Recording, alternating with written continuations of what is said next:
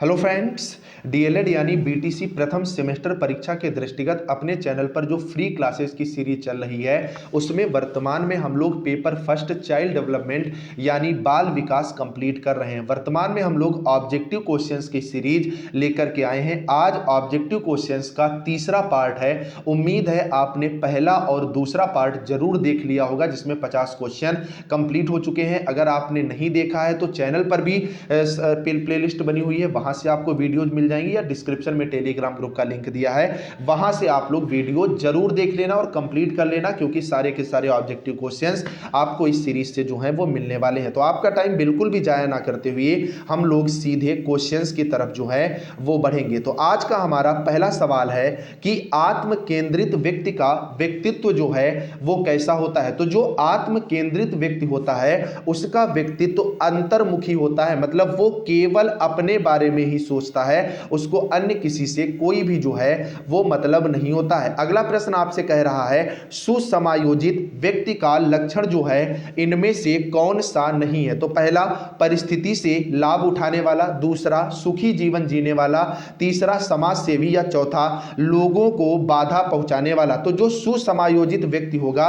वो लोगों को बाधा बिल्कुल भी नहीं पहुंचाएगा, वो परिस्थिति से लाभ उठाएगा, सुखी जीवन अपना जिएगा और साथ में समाज सेवा की भावना जो है वो उसमें रहेगी। अगला प्रश्न नंबर 52 आपसे कह रहा है कल्पना की सामग्री जो है वो स्मृतियां हैं, ये कथन किसका है। तो ये कथन ध्यान रखिएगा, महान मनोवैज्ञानिक हुए हैं बोरिंग साहब, उनका है। बोरिंग साहब ने कहा था कि कल्पना की सामग्री जो है वो स्मृतियां हैं, मतलब स्मृति से ही कल्पना का बोध होता है। अगला प्रश्न नंबर 53 है डीवी के अनुसार तर्क के कितने सोपान हैं। तो जो डीवी हैं इन्होंने तर्क के 5 जो है वो सोपान बताए हैं, 5 चरण बताए हैं। ये सवाल भी आप अच्छे से ध्यान रखिएगा। 53 नंबर क्वेश्चन का राइट आंसर ऑप्शन डी हो जाएगा। अगला प्रश्न नंबर 54 आपसे कह रहा है चिंतन के साधनों में जो है निम्न में एक कौन सा है। ऑप्शन ए संकेत, बी रटना, तीसरा गुणों का विश्लेषण और चौथा सामान्यीकरण। तो देखिए जब चिंतन आप कब करते हो, चिंतन के लिए आपका टारगेट होना चाहिए। जैसे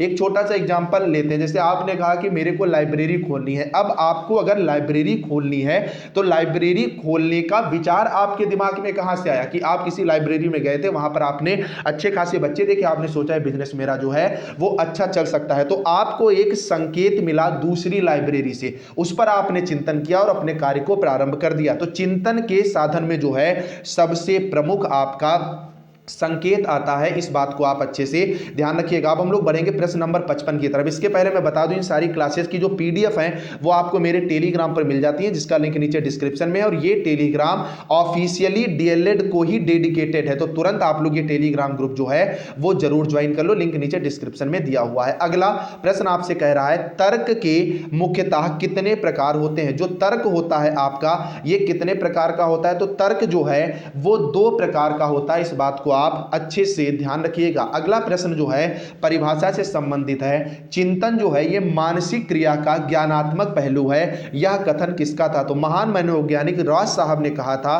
कि चिंतन जो है वो मानसिक क्रिया का ज्ञानात्मक पहलू है। हमारे दिमाग में जो ज्ञान उत्पन्न होता है वो चिंतन के द्वारा ही आता है और नई नई चीजें जो हैं हम सीखते हैं। अगला प्रश्न है टर्मन के अनुसार प्रतिभाशाली व्यक्ति की बुद्धिलब्धि जो है वो कितने से अधिक होती है। तो जो 140 से ज्यादा की बुद्धि लब्धि होती है वो प्रतिभाशाली व्यक्ति की बुद्धि लब्धि से अधिक होती है। बुद्धि लब्धि और बुद्धि से संबंधित डेडिकेटेड वीडियो दिया है, जिसमें मैंने बुद्धि के सारी जो लब्धियां हैं किस पर क्या होता है पूरा का पूरा डेडिकेटेड बता रखा है। चैनल पर वीडियो पड़ी हुई है, जरूर देख लेना। एक सवाल आपको जो है यहां से पेपर में देखने को मिल जाएगा। अगला प्रश्न कह रहा है बुद्धि वह शक्ति है जो हमें समस्याओं का समाधान करने और उद्देश्यों को प्राप्त करने की क्षमता देती है। यह कथन जो है वो किसका था। तो ये कथन जो है वुडरो साहब का था। महत्वपूर्ण परिभाषा है और मैंने आपसे वादा किया था कि परिभाषा से संबंधित एक अलग वीडियो जिसमें सारी महत्वपूर्ण परिभाषाएं होगी सीडीपी की मैं लेकर के आऊंगा, उस पर भी काम चल रहा है। बहुत जल्द आपको वो वीडियो जो है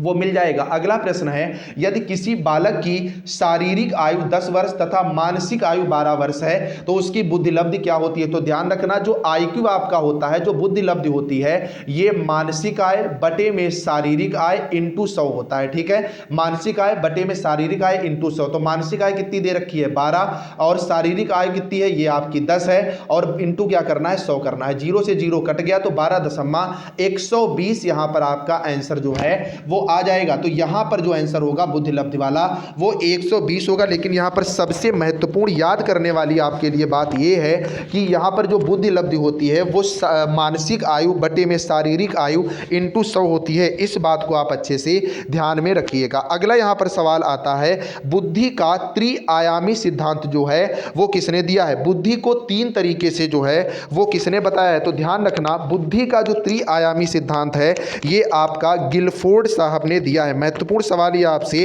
पेपर में पूछने को मिला है। अगला प्रश्न है, बुद्धि का एक कारक सिद्धांत प्रतिपादन किया था। ये बुद्धि का जो एक कारक सिद्धांत है ये किसके द्वारा प्रतिपादित किया गया है। तो ये प्रतिपादित किया गया है बिने द्वारा। स्टेफर्ड बिने जो परीक्षण भी होता है बुद्धि से संबंधित होता है, और इन्होंने एक कारक और द्विकारक सिद्धांत का प्रतिपादन किया था। इस सवाल को आप अच्छे से दिमाग में बिठा लीजिएगा। अगला प्रश्न आपसे कह रहा है, प्रथम मनोवैज्ञानिक प्रयोगशाला की स्थापना किसने की थी। मतलब मनोविज्ञान के लिए प्रयोगशाला का निर्माण सबसे पहले किसने कराया था। तो ये वुंट साहब थे, जिन्होंने मनोवैज्ञानिक को प्रैक्टिकली भी जो है शो करने की कोशिश करी थी। अगला है, स्टेफोर्ड बिने स्केल का विकास किस देश में जो है वो किया गया था। तो सबसे पहले स्टेफोर्ड बिने स्केल का विकास अमेरिका में किया गया था। ऑप्शन ए इसका राइट आंसर हो जाएगा। अगला प्रश्न आपसे कह रहा है, निम्न में से कौन सा परीक्षण व्यक्तित्व का मापन करता है। तो जो टीएटी परीक्षण है ये आपका व्यक्तित्व का मापन करता है। व्यक्तित्व का मापन के लिए कौन कौन से परीक्षण है, व्यक्तित्व से संबंधित भी पूरी थ्योरिकल क्लास जो है इस चैनल पर पड़ी हुई है। अभी जस्ट मैंने कुछ दिन पहले करवाई है, जरूर जाकर के देख लेना। 15 से 20 मिनट की ये क्लासेज है। अगला प्रश्न है, व्यक्तित्व मापन की सबसे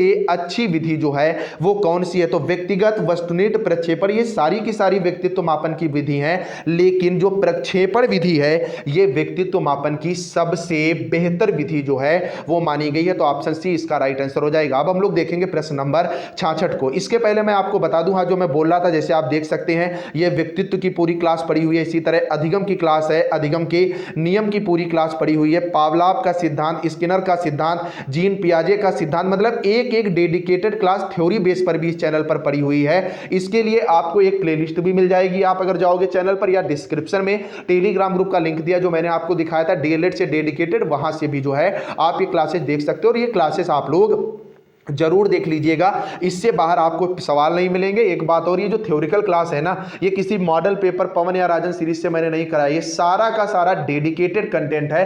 कंटेंट देख करके ये आप खुश हो जाओगे, और इनकी पीडीएफ भी आपको मेरे टेलीग्राम पर मिल जाएंगी। अगला है, मनोविश्लेषणात्मक उपागम का प्रतिपादन जो है वो किसने किया गया था। तो उपागम से संबंधित सिद्धांत मनोविज्ञान में क्रॉनबेक साहब ने दिए हैं। ऑप्शन सी इसका बिल्कुल राइट आंसर हो जाएगा। अगला प्रश्न कह रहा है, टीएटी से व्यक्ति का कौन सा गुण जो है वो मापा जाता है। तो अभी मैंने आपको बताया जो टीएटी परीक्षण आपका होता है ये व्यक्तित्व मापन से होता है। ऑप्शन बी इसका राइट आंसर हो जाएगा। और व्यक्तित्व मापन की सबसे बेहतर विधि कौन सी है। तो ये प्रक्षेपण विधि जो है ये व्यक्तित्व मापन की सबसे बेहतरीन विधि जो है वो मानी गई है। इस बात को आप भी अच्छे से दिमाग में रखिएगा। अगला प्रश्न नंबर 68 आपसे कह रहा है, स्पेंगर ने कितने प्रकार से व्यक्तित्व को बताया है। मतलब सवाल ये भी बन सकता है, स्पेंगर के अनुसार व्यक्तित्व के कितने प्रकार हैं। तो स्पेंगर ने 6 तरह के व्यक्तित्व को बताया है। फिलहाल स्पेंगर आपके सिलेबस में नहीं है, लेकिन ऑब्जेक्टिव टाइप में यहां से सवाल जो है वो पूछा जाता है। ये सवाल भैया सबसे महत्वपूर्ण है और बहुत बार पेपर में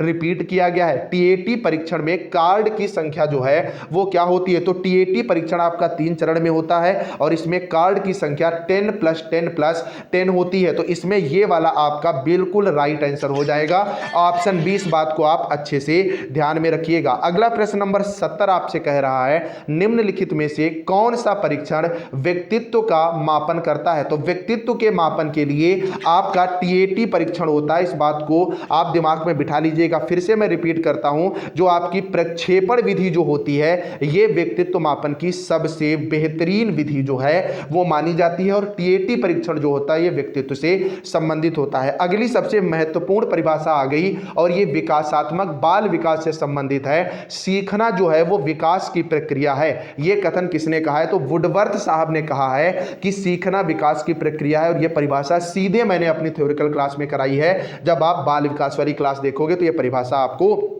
मिल जाएगी। अगला प्रश्न है निम्न में सीखने की विशेषता जो है वो कौन सी नहीं है। तो सीखना अनुकूलन है, बिल्कुल सही है। सीखना जो है विवेकपूर्ण है, ये भी बिल्कुल सही है। अगला सीखना उद्देश्यपूर्ण है, ये भी सही है। और सीखना एक सहज व्यवहार है, ऐसा बिल्कुल भी नहीं है। सीखना इतना सहज नहीं है, व्यवहार परिवर्तन अलग हो गया और सीखना जो है वो अलग हो गया। तो सीखना अनुकूलन से संबंधित है, विवेक से संबंधित है, उद्देश्य से संबंधित है, लेकिन सीखना सहज व्यवहार से संबंधित नहीं है। तो इस प्रश्न का राइट आंसर ऑप्शन सी हो जाएगा। अगला प्रश्न आपसे कह रहा है सीखने को प्रभावित करने वाला सबसे प्रमुख कारण जो है वो कौन सा है। तो प्रेरणा, मतलब जो आपको मोटिवेशन मिलता है ये सीखने में सबसे महत्वपूर्ण होता है। इसका एक एग्जांपल लेते हैं, जैसे मान लीजिए आपके घर में कोई एसआई बन गया, आपके दिमाग में क्या प्रेरणा उत्पन्न होती है कि भैया अगर एसआई बन गए तो हम भी मेहनत करेंगे, हम भी जो है वो एसआई बनेंगे। तो उसके लिए आपको क्या करना पड़ेगा, पढ़ना पड़ेगा, मतलब सीखना पड़ेगा। तो अगर आपके पास प्रेरणा है, अभिप्रेरणा है, तो ये सीखने में आपकी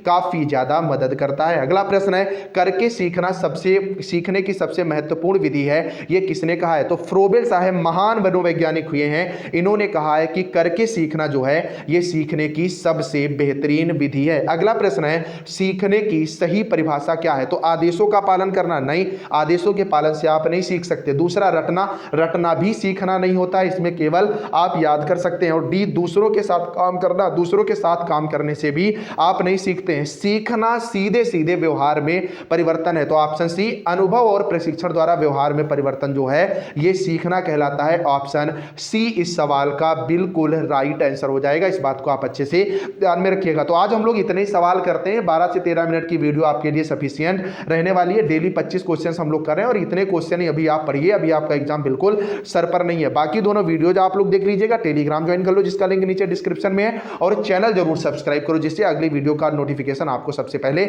मिल सके। अगर क्लास अच्छी लगी है तो थैंक यू जरूर लिखिएगा। चलिए फ्रेंड, बाय बाय।